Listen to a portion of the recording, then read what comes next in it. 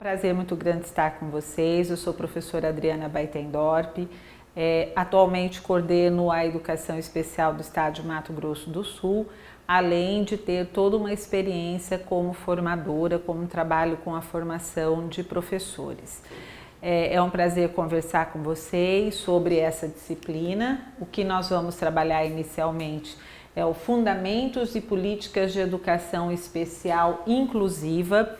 E aqui a gente já começa colocando a importância desse enfoque na educação inclusiva, porque é nessa perspectiva que o Plano Nacional de Educação tem trabalhado para o fortalecimento da educação especial no contexto da escola inclusiva.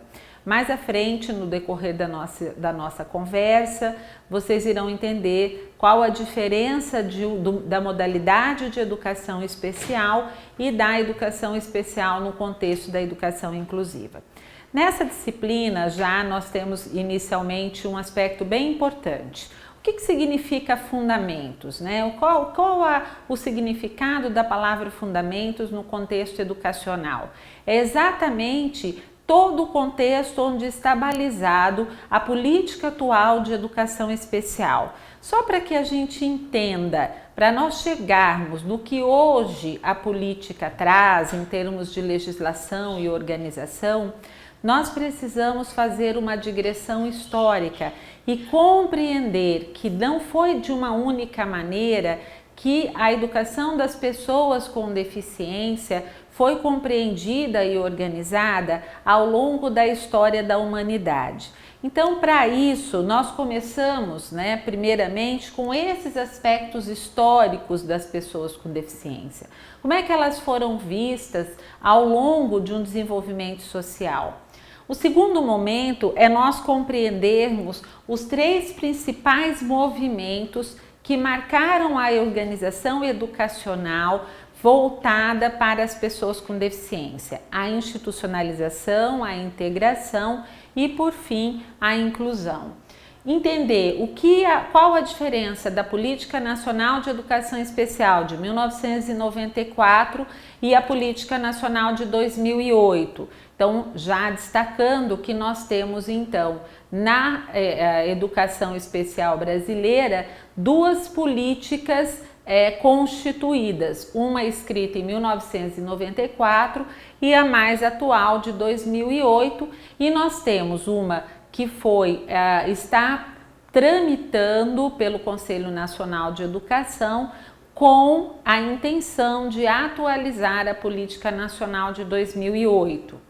E por fim, nós entendermos então quais são os princípios da educação inclusiva no que tange aos serviços da educação especial e principalmente naquilo que nós precisamos compreender da organização da escola para atender esta forma de atendimento às pessoas com deficiência.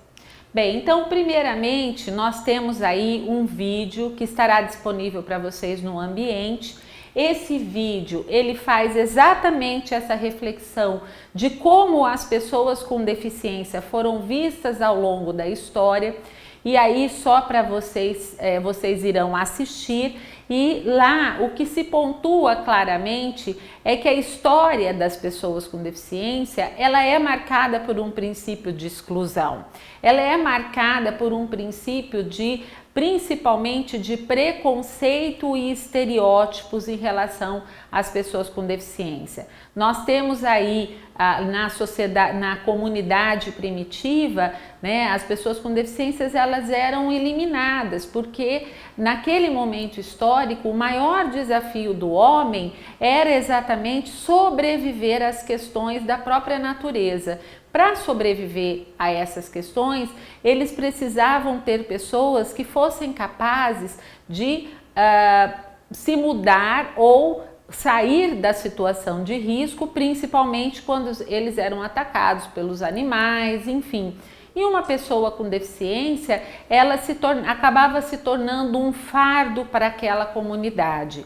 Posteriormente, nós temos aí a questão principalmente marcada, né, a própria história da Grécia, se nós vermos aí o berço da civilização, na própria cidade de Esparta, o infanticídio ele era legitimamente praticado, porque também o ideal de homem daquela sociedade era o ideal do homem forte, o homem guerreiro, e pessoas com deficiência não atendiam aquele modelo requerido naquela sociedade.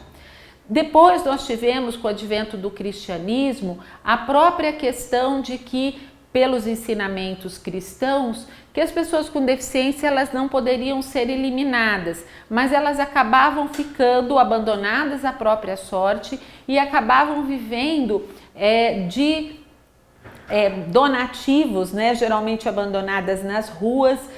O próprio filme Corcunda de Notre Dame retrata muito bem a forma como as pessoas com deficiência eram vistas no período da Idade Média.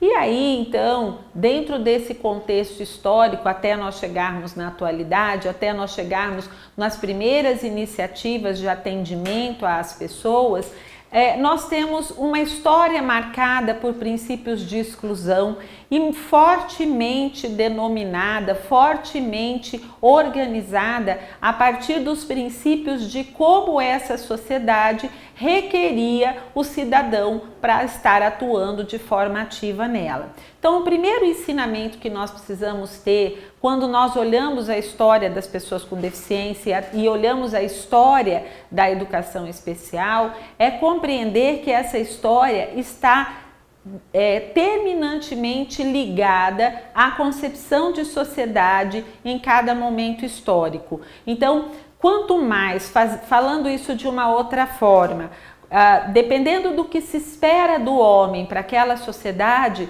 pessoas elas passam a ser atendidas ou não para sim serem inseridas de forma produtiva dentro do contexto social. Então vocês irão assistir esse vídeo que faz exatamente toda essa, mostra isso de uma forma ilustrativa e de uma forma bastante didática, o quanto nós precisamos estar atento até os nossos dias.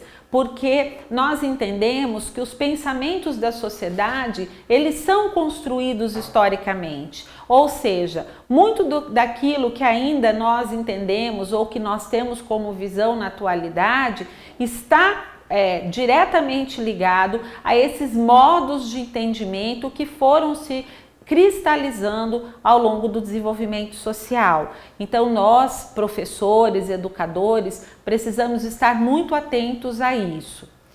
Vamos dando continuidade.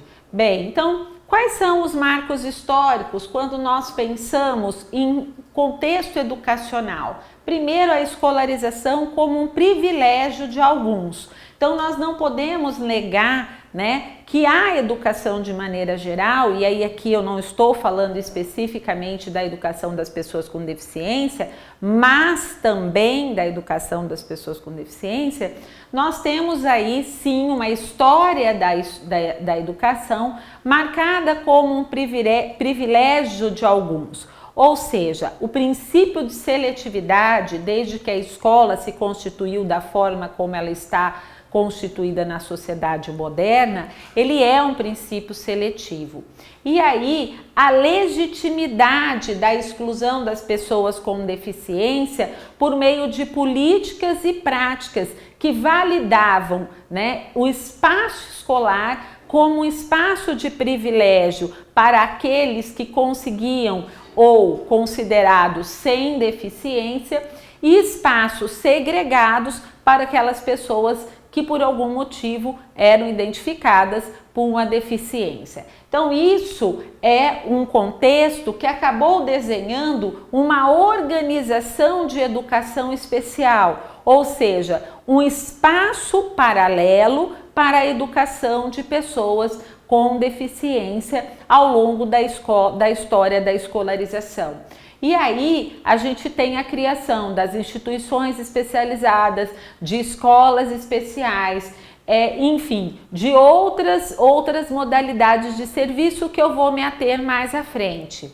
E o princípio de normalidade e anormalidade. O que significa isso? Nós temos um contexto educacional que autores como a própria Maria Helena Souza Pato, quando ela discute lá no seu livro a questão da patologização dos sujeitos, o que é isso? É exatamente o contexto escolar, ele se organizou e se organiza ainda, nós avançamos muito, mas precisamos avançar muito ainda, dentro do princípio de identificar quais são as causas que fazem com que esse sujeito não aprenda, né? Então, o princípio de normalidade e anormalidade marca as práticas escolares. E aí, também um aspecto muito forte é o atendimento clínico terapêutico, a visão biomédica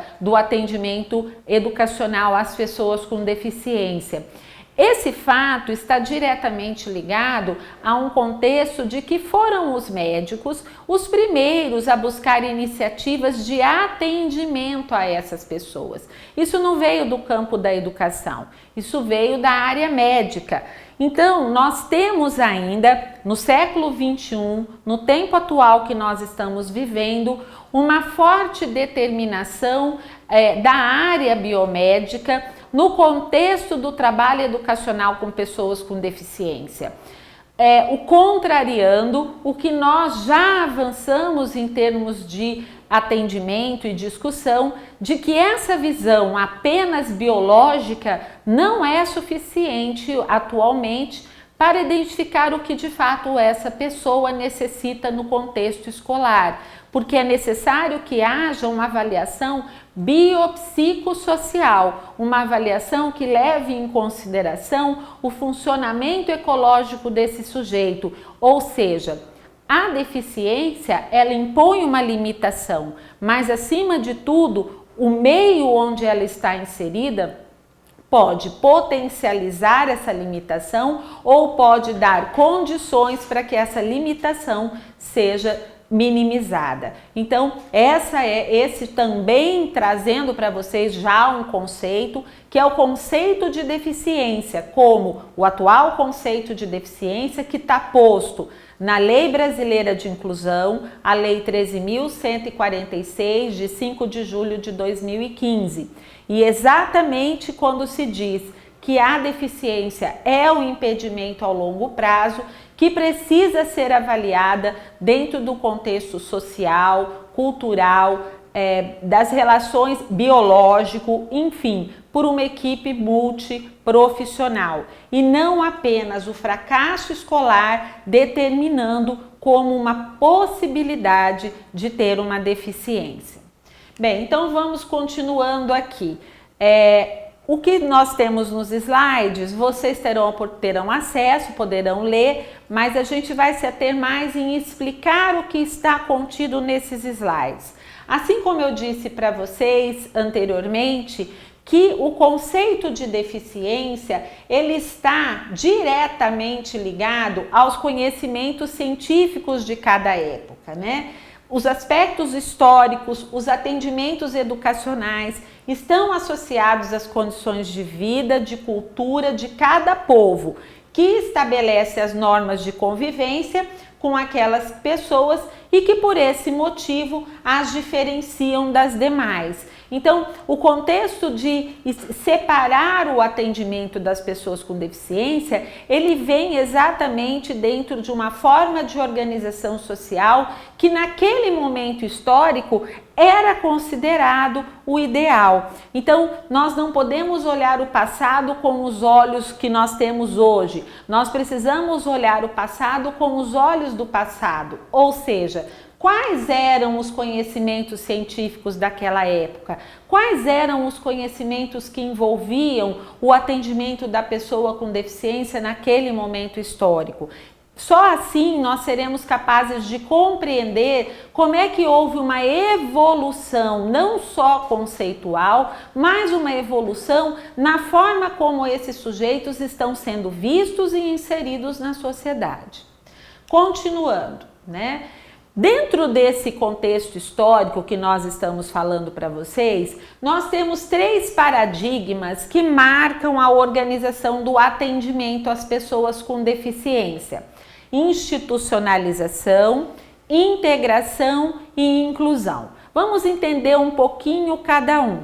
O que significa, a institucionalização?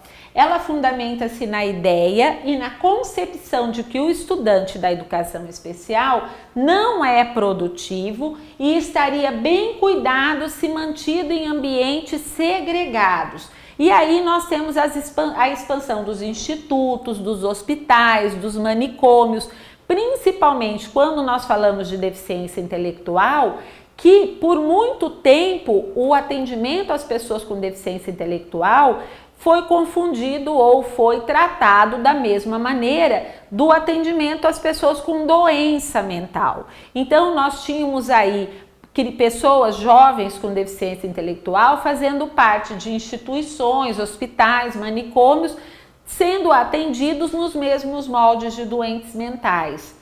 O que é esse ambiente segregativo? Ele é considerado como aquele ambiente que para alguns vai ofertar as melhores condições de ensino-aprendizagem para essas pessoas. Ou seja, nós temos aí a organização de um sistema educacional paralelo ao do ensino comum.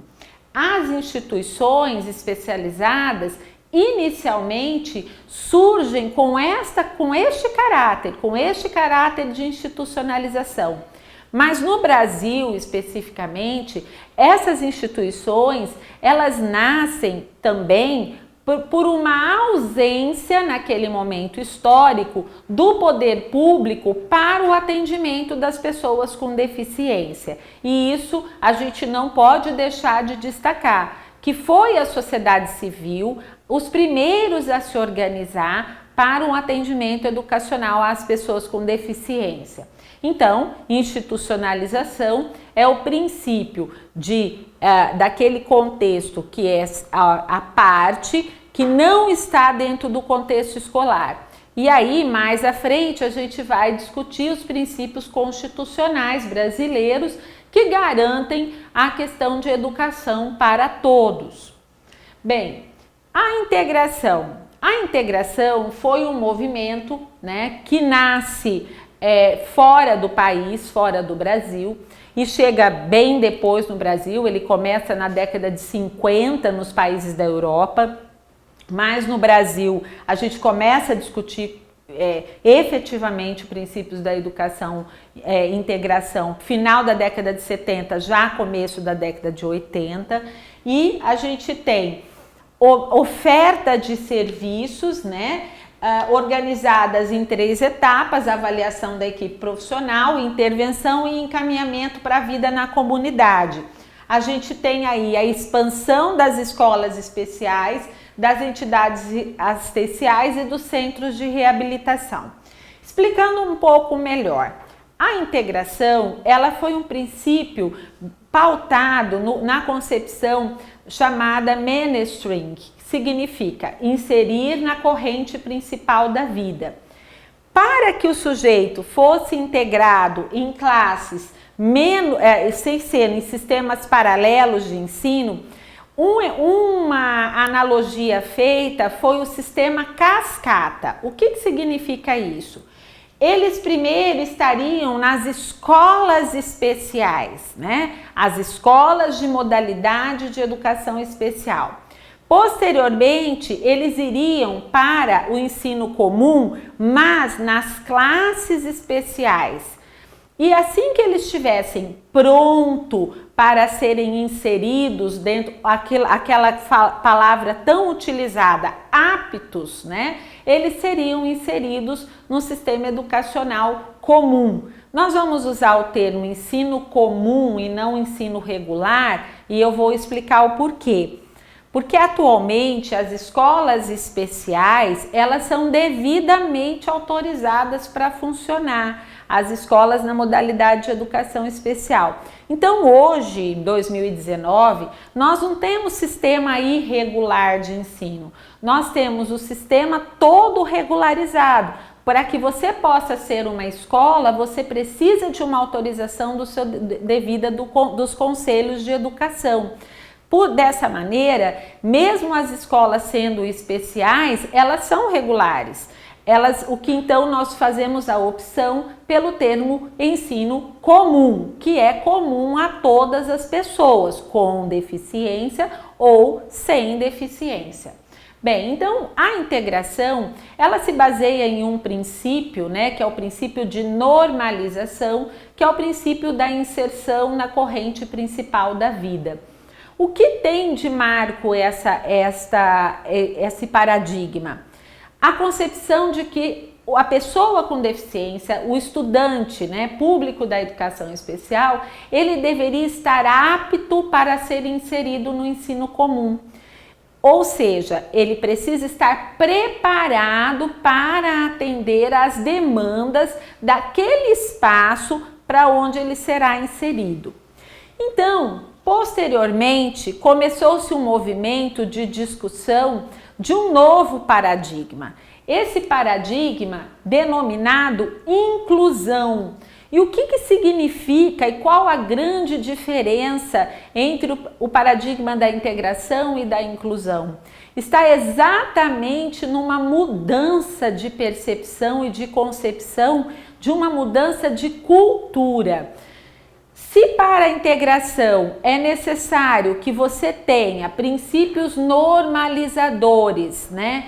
Para a educação inclusiva, nós partimos do princípio de que a diversidade e a diferença é um direito das pessoas, né? E dessa maneira, não são elas que precisam estar preparadas para serem inseridas, e sim o espaço aonde ela vai ser inserida é que precisa rever as suas práticas, rever os seus conceitos e os seus fundamentos. Dessa maneira, nós não temos mais uma concepção de que está na pessoa a condição de estar ou não inserido, mas sim no contexto em todo que envolve a inserção de uma pessoa com deficiência no contexto escolar. Cabe aqui uma explicação que o fundamento de educação inclusiva não se refere apenas a estudantes com deficiência. Aqui eu estou tratando da questão da educação especial. Mas a educação inclusiva é um fundamento de educação, é um pressuposto aonde você deixa aquela concepção que lá inicialmente nós falamos, né, lá no começo dos slides, como educação como privilégios de alguns, para um contexto educacional que acolhe e reconhece a diversidade que nos compõe como seres humanos.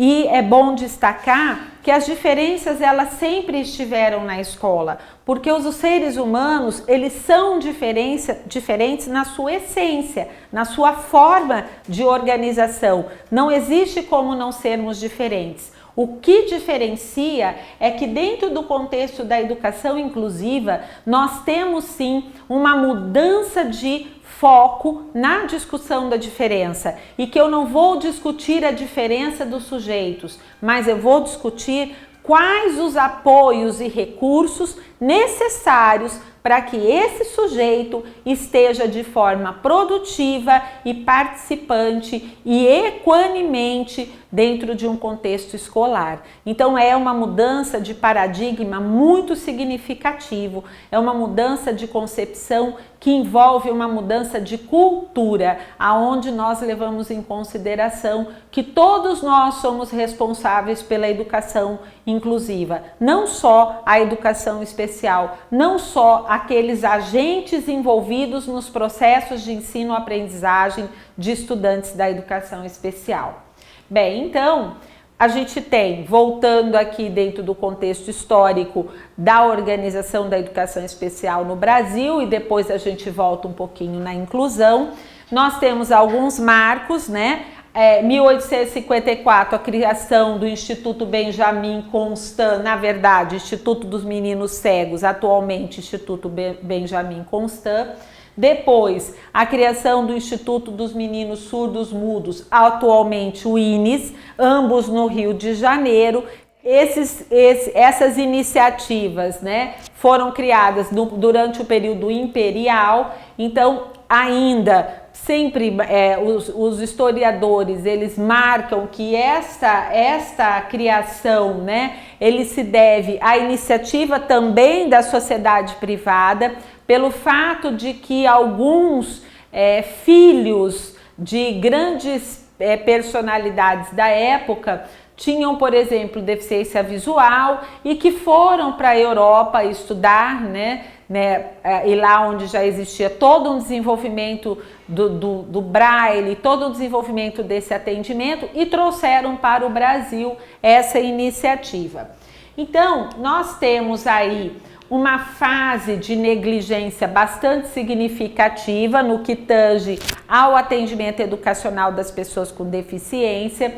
Somente em 1950, né, que a gente começa a ter novamente essas iniciativas, principalmente com a criação aí da Sociedade Pestalozzi em 1945 e da primeira Associação de Pais e Amigos dos Excepcionais, a PAI, em 1954. Como vocês podem ver, foi a iniciativa do poder da sociedade civil que iniciou-se o atendimento voltado para os princípios de socialização, de integração social das pessoas com deficiência. E aí, essas instituições filantrópicas ganharam bastante espaço dentro da organização social brasileira, no sentido do atendimento às pessoas com deficiência. Eu gostaria aqui de fazer uma observação. No momento que essas instituições foram criadas, elas eram instituições filantrópicas, geralmente de caráter assistencial. Atualmente, essas instituições se organizam como escolas especiais devidamente regulamentada pelo artigo 59 da LDB, que vai falar especificamente sobre a educação especial e que garante que a educação especial ocorra preferencialmente na rede regular de ensino, abrindo e reconhecendo aí a importância e o atendimento organizado pelas escolas especiais das instituições especializadas. Mas reiteramos, o princípio do Plano Nacional de Educação na meta 4, que trata sobre educação especial, de nós termos um fortalecimento da educação especial na educação inclusiva. Vamos continuando aqui. Bem, assim então, né, como a gente tem os princípios de integração, o princípio de inclusão, nós temos aí com o movimento, né, principalmente com o movimento muito demorado do princípio de educação inclusiva, a criação de muitos serviços da educação especial ainda de forma segregada, né? As classes especiais representam um espaço como esse, que acabaram se proliferando, né? E se tornaram, e aí a gente precisa fazer um pouco uma análise do papel das classes especiais na política educacional brasileira, e que de certa forma referendou o fracasso escolar, porque ela acabou encaminhando para essas classes especiais crianças e jovens que não tinham de fato uma deficiência, mas tinham sim uma condição de fracasso escolar, mas que pelo fato da escola não se modificar, não buscar e não se comprometer com a educação de todos, a partir do princípio de que as pessoas tinham que responder às demandas da escola, eles acabaram sendo encaminhados para esses serviços, né? Então hoje, quando a gente fala em educação inclusiva, quando nós chamamos atenção para o contexto atual da educação inclusiva, nós vamos exatamente trazer o contexto da importância, né, desse contexto mundial que versa, né, sobre ações políticas, culturais e pedagógicas desencadeadas em defesa do direito de todos os estudantes de aprenderem juntos sem discriminação. E para isso, um conjunto de recursos e serviços e recursos de tecnologia assistivas precisam ser oferecidos, precisam ser ofertados para que todos possam aprender. Então, nós temos aí a política, né, como eu disse a vocês, duas políticas, uma política em 1994, dentro de um princípio que já se anunciava como educação inclusiva, mas que previa ainda escolas especiais, previa os serviços segregados. A política de 2008, que é a política atual, ela é uma política na perspectiva da educação inclusiva. O que significa isso? Significa que ela trata exclusivamente dos serviços que são oferecidos e que devem ser ofertados num contexto da escola comum, aquela que é comum a todos. Bem, e para isso, né, ela se constituiu em um paradigma fundamentado na concepção de direitos humanos, que conjuga a igualdade e diferença como valores indissociáveis e que avança em relação à ideia de equidade formal ao contextualizar as circunstâncias históricas da produção de exclusão dentro e fora da escola. Então, o que significa isso? O que é equidade? O princípio de equidade, ele se difere do princípio de igualdade, porque a igualdade é quando nós tratamos todos dentro de um princípio único. Então, quando eu falo de igualdade de acesso à escola, eu estou falando de um princípio de igualdade, igualdade de direitos. Mas quando eu estou tratando de concepções de aprendizagem, eu preciso levar em consideração um conceito de equidade, porque é esse conceito que vai nos dar condição de perceber as diferentes necessidades dentro do contexto escolar. Tem uma imagem que circula pela internet que são de várias crianças assistindo um jogo de futebol e elas estão sobre caixotes. Essa imagem, ela mostra as crianças inicialmente, ela tem uma cerca e um caixote do mesmo tamanho para cada uma delas, que tem estaturas diferentes. A imagem posterior mostra caixotes de altura diferentes para as crianças com estaturas diferentes. Eu creio que essa seja a imagem que mais didaticamente conceitua a equidade, porque é disso que nós estamos falando, é nós darmos caixotes de alturas diferentes para crianças de estaturas diferentes, é nós darmos apoios e recursos para sujeitos que requeiram cada um a sua especificidade. Então, eu tenho um olhar onde eu vou levar em consideração toda a necessidade específica de cada uma das crianças, porque mesmo que ele tenha a mesma deficiência, nós estamos pautados num princípio de que esse sujeito tem uma família, tem uma história, tem uma cultura e que essa deficiência biológica não vai se manifestar da mesma maneira em dois sujeitos que tenham recursos culturais, sociais totalmente diferentes. Então, o que eu estou querendo dizer?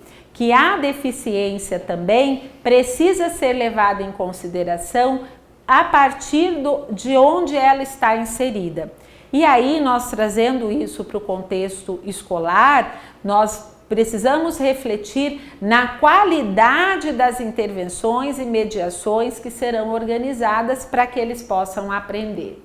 Continuando e já avançando, né, porque muito do que a gente já vem falando aqui, conversando.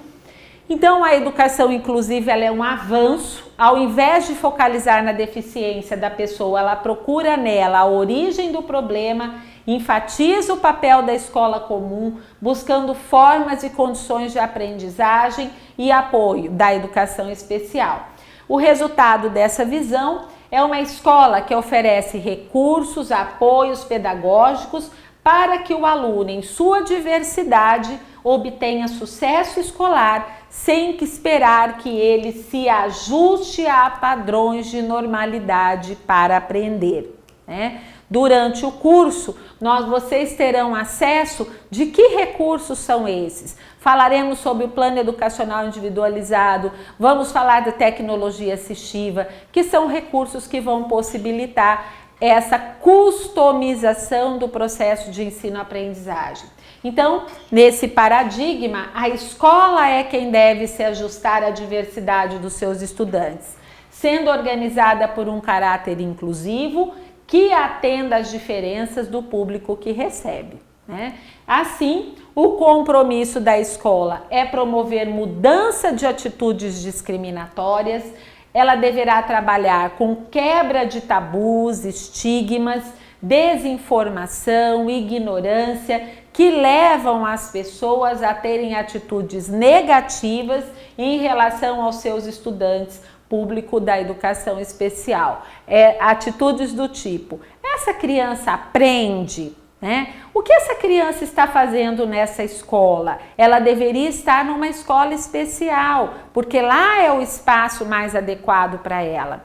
Esse é um princípio pautado por todo um contexto onde se acredita que é dentro da hipótese homogênea que nós aprendemos. Mas nós temos uma evolução científica que já mostra que o processo de aprendizagem só acontece quando existe troca. Para que essa troca exista, há necessidade que haja diferentes formas de aprender, estilos diferentes de aprender. E é dessa forma onde a hipótese heterogênea vai dar condições de aprendizagem a todos os estudantes. E esse não é um conceito próprio da educação especial. Sim, esse é um conceito de educação, de princípios educacionais para o século XXI. Bem, então, dentro desse contexto, qual é o papel do professor? Valorizar as diferenças, ser diferentes, único é uma característica de todo ser humano. Isso não é uma prioridade de pessoas com deficiência. Essa é uma característica que nos compõe como ser humano. Descobrir e valorizar as potencialidades. Cada um de nós temos capacidades próprias, devem ser descobertas, proclamadas, cultivadas e exploradas. Ou seja, nós temos aí que identificar quais são os canais pelo qual esse estudante responde, quais são os recursos que ele necessita. Ao longo desse curso, vocês terão um aprofundamento que vão poder trazer elementos que demonstre quais são os caminhos favorecedores para o estudante com deficiência intelectual, deficiência múltipla e as outras deficiências também. Valorizar o cooperativismo. O que é isso? Aprendizagem colaborativa, organização de cenários educacionais colaborativos. Nós não podemos promover a exclusão dentro do contexto da educação inclusiva. Nós não podemos perpetuar práticas onde os estudantes da educação especial permanecem isolados dentro da sala de aula, muitas vezes com o seu apoio, sem estabelecer nenhuma relação de interação com o contexto escolar. Isso não privilegia o processo de aprendizagem, isso não dá condições para que ele aprenda sem um processo de interação. Ninguém aprende no isolamento. Então, o princípio de colaboração, de cooperativismo, é extremamente importante na organização da turma, na organização do mapa dessa sala de aula. Mudar a metodologia é levar em consideração que hoje nós temos dentro do aparato científico a neurociência nos trazendo aí conhecimentos referentes sobre estilos de aprendizagem, sobre mecanismos de aprendizagem que estão envolvidos dentro do nosso processo cognitivo. Pensar em aprendizagem no século XXI sem nos apropriarmos dos conceitos da neurociência é a mesma coisa da gente olhar um carro e olhar um carro sem motor. Se nós não olharmos o cérebro, nós estamos olhando um carro sem motor. O carro existe, mas ele não funciona se ele não tiver um motor. Então é a mesma maneira. Nós somos um ser integral. Estamos aqui, existimos, mas nós precisamos compreender como é que esse motor, que são as nossas sinapses, que são as nossas capacidades cognitivas, as nossas funções executivas e conativas, funcionam para que tudo isso possa ser acionado.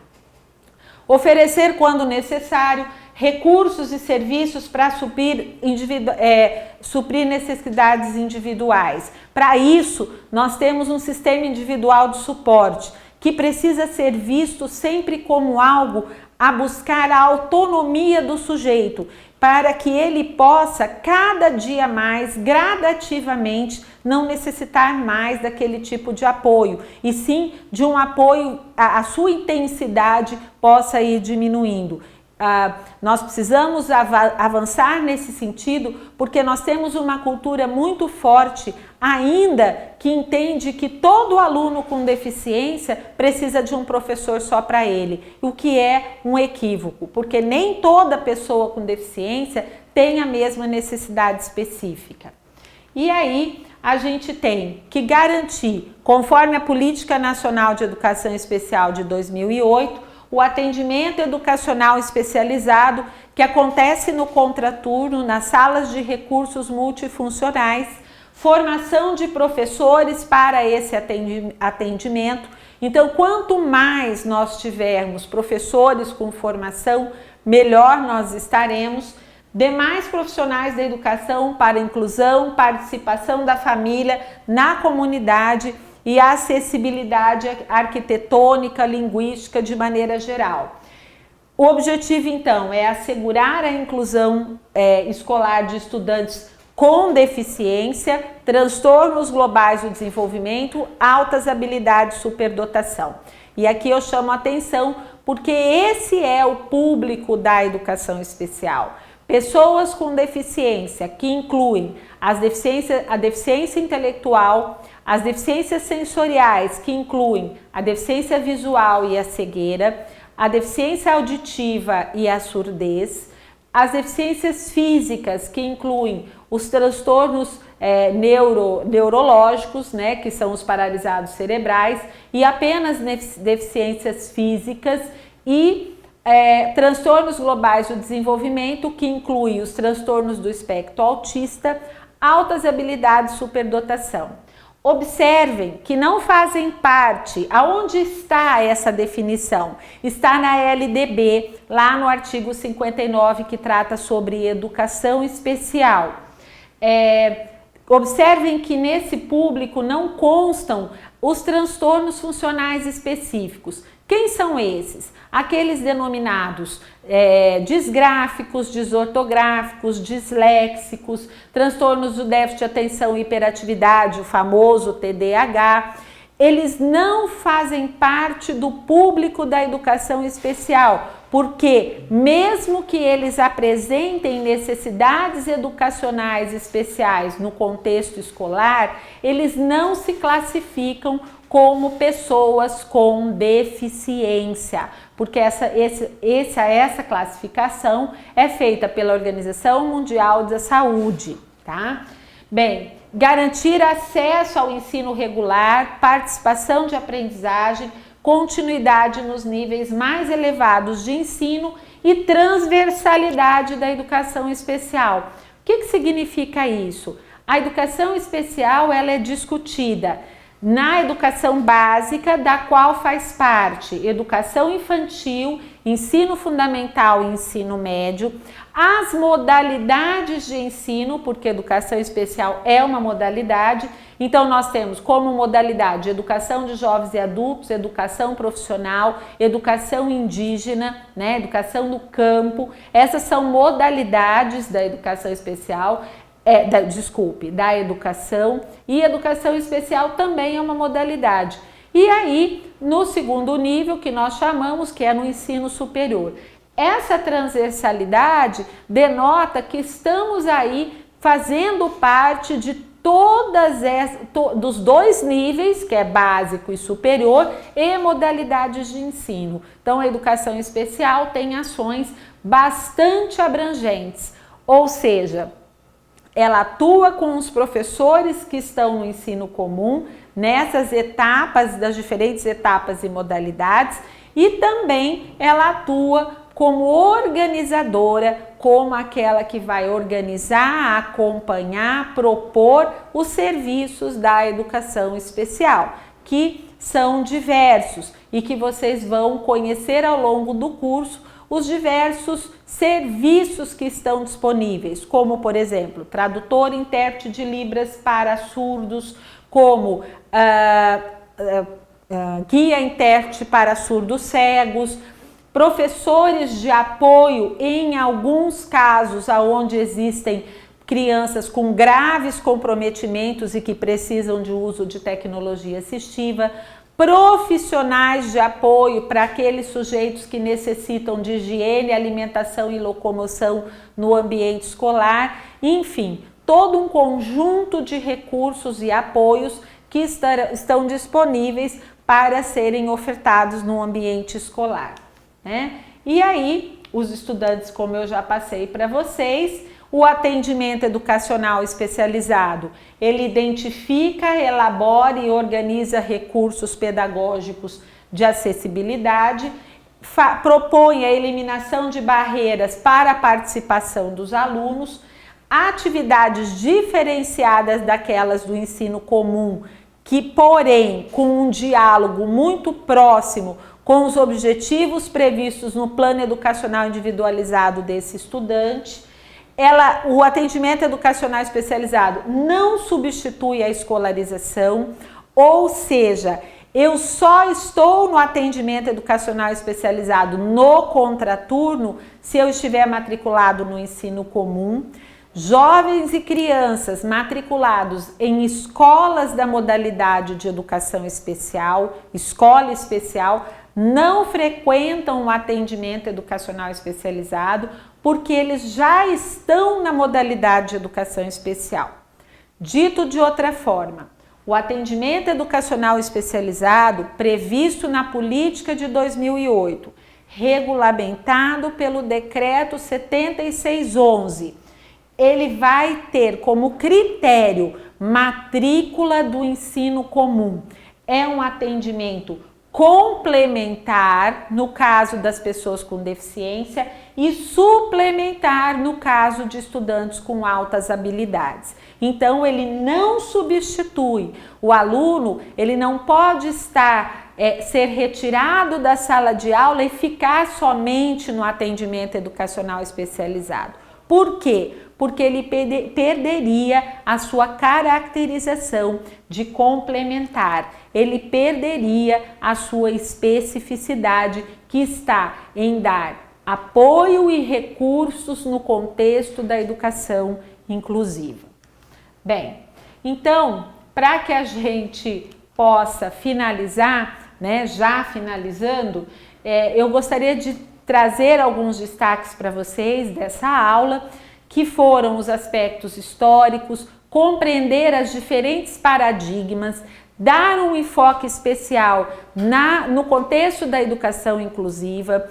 Vocês têm um texto de apoio que faz toda essa retomada. Recomendo também que façam a leitura da Política Nacional de Educação Especial de 2008 e também colocaremos aí para que vocês conheçam um pouco a estrutura da educação especial de Mato Grosso do Sul.